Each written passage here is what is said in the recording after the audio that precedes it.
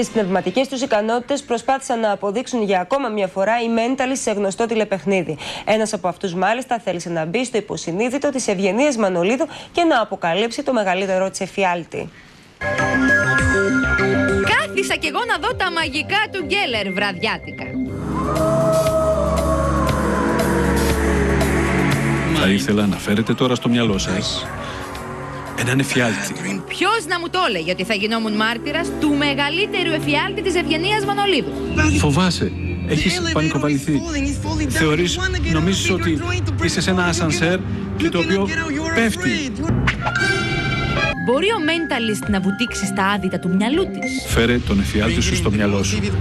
Φέρε τον με όσο πιο ζωντανό τρόπο γίνεται. Βλέπω 2 άτομα. Σε μισώ, σε μισώ, σε μισώ. Ο εφιάλτης του χαμένου πρωινάδικου ξαναζωντάνεψε. Μέχρι και τα όνειρά μου έχετε μάθει εδώ μέσα. Να δω τι άλλο. Τα όνειρά σου. Και τα όνειρά μου αποκαλύφθηκαν. Άντε να δούμε τι άλλο. Ναι, λες και δεν το ξέραμε ότι ψοφάς να τους δεις τα τάρταρα. Αυτόν περιμέναμε.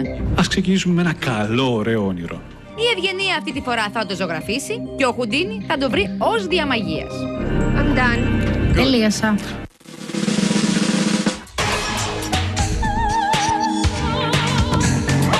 Όνειρα, πουλιά μου ταξιδιάρικα.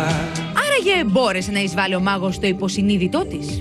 Να σας δείξω κι εγώ το δικό μου το σχέδιο, γιατί υπάρχει κάτι πολύ σημαντικό εδώ. Κοντά έπεσες. Βλέπετε κάποιες ομοιότητες, έτσι δεν είναι? Πέστε μου κι αυτό. Και απόψε θα σας παρουσιάσω το φαινόμενο της παράλληλης πολυδιάστατης ύπαρξης. Ωραίο μαλλί.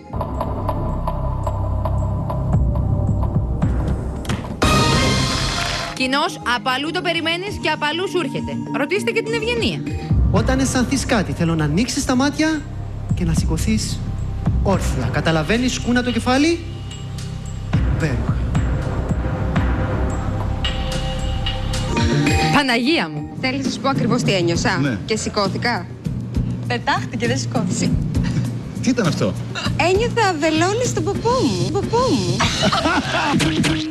Ο γκουρού της μαγείας Ούρι έκανε κάτι πιο πρακτικό. Κατάφερε με τη βοήθεια της ενέργειας να κάνει τους σπόρους να φυτρώσουν.